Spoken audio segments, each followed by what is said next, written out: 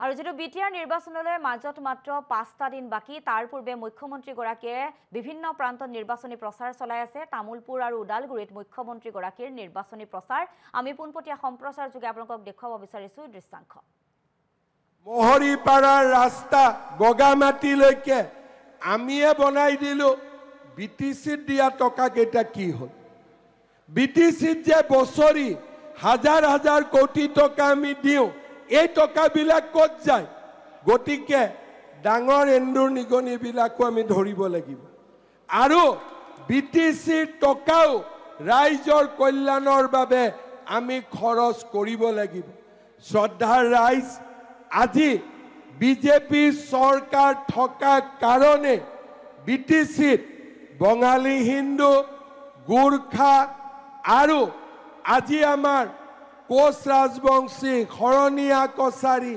বড়ো বৰ্মন কছাৰী মদাহী আজি আমাৰ কলিতা দাস সাধাৰণ জাতি এই 26টা জনগোষ্ঠীক আমি একেলগে আগবঢ়াই লৈ যাব পাৰিছো আজি আমাৰ বিটিসিত এই 26টা জনগোষ্ঠীয়ে যেতিয়া মাটিৰ অধিকাৰ পাব আঁচনিৰ অধিকাৰ পাব শান্তিৰ অধিকাৰ পাব তেতিয়া আমাৰ সমাজখন নিশ্চিতভাৱে আগুৱাই যাব আৰু সেই কাৰণে এইবাৰ আমি সকলোকে কৈছো যে এবাৰ বিজেপি চৰকাৰ আমি বনাব লাগিব কংগ্ৰেছৰ চৰকাৰ আছিল অসমত ৰাইজে এবাৰ সাহস কৰি বিজেপিক দায়িত্ব দিলে আজি আপোনালোকে পৰিৱৰ্তন নিজে দেখা পাইছে এবাৰ সকলোৱে সাহস কৰি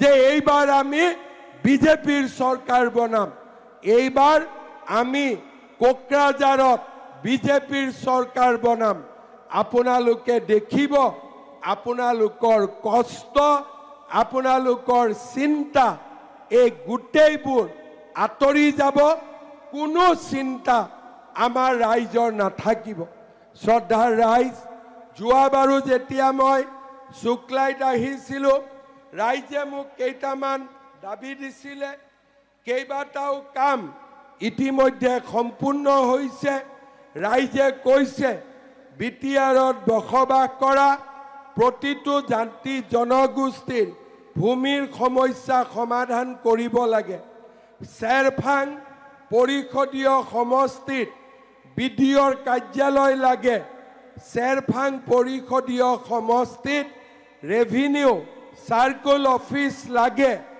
আমাক ইয়াত এখন কলা বাণিজ্য আৰু বিজ্ঞান মহাবিদ্যালয় লাগে আমাক ইয়াত এখন বিএড কলেজ লাগে পুথিমাৰী বৰনদী দেউচুঙা শুক্লাই নৈ গৰাখহনীয়া ৰোধ কৰিব লাগে খুৱাকপুৰ আৰক্ষী চকীক পূৰ্ণাংগ থানালৈ নিৰ্মাণ কৰিব লাগে নাওকাটা নিজাৰ গাঁও শুক্লাই ওপৰত দলং আপোনালোকক ইতিমধ্যে এই বিষয়ে মই কৈছো শুক্লাই চেৰফাঙত ষ্টেট বেংকৰ এটা কাৰ্যালয় আৰু আমাৰ ইয়াৰে খুৱাকপুৰৰ পৰা নিধুৱাৰ পৰা ভোলাজাৰলৈ যোৱাৰ পথ উন্নতি কৰাৰ লগতে শুক্লাই নদীৰ ওপৰতো এখন দলং নিৰ্মাণ কৰিব লাগে লাগেনে নালাগে আৰু ৰাইজে কৈছে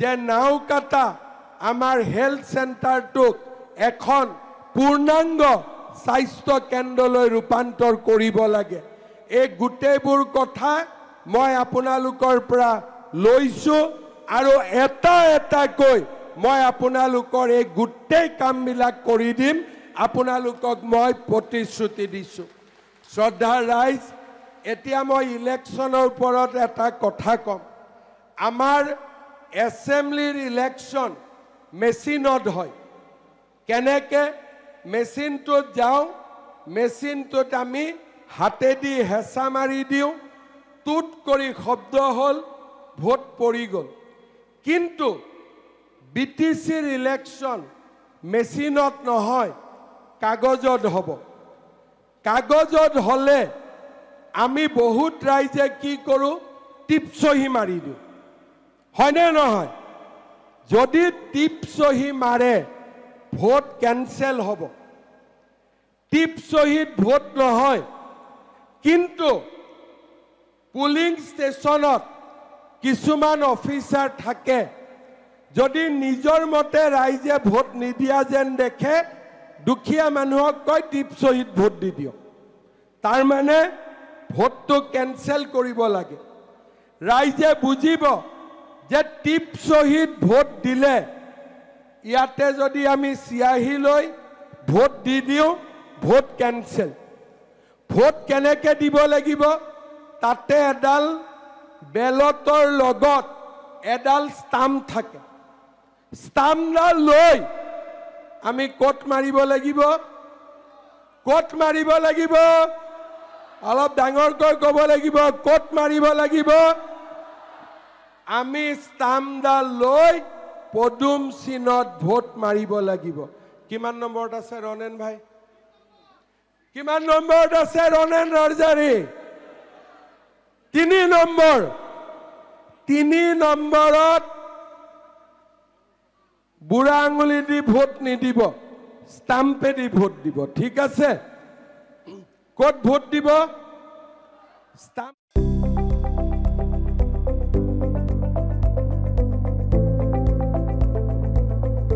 NB নিউজ, সহজ সৰল ভাষাত নৱভাৰতৰ কথা।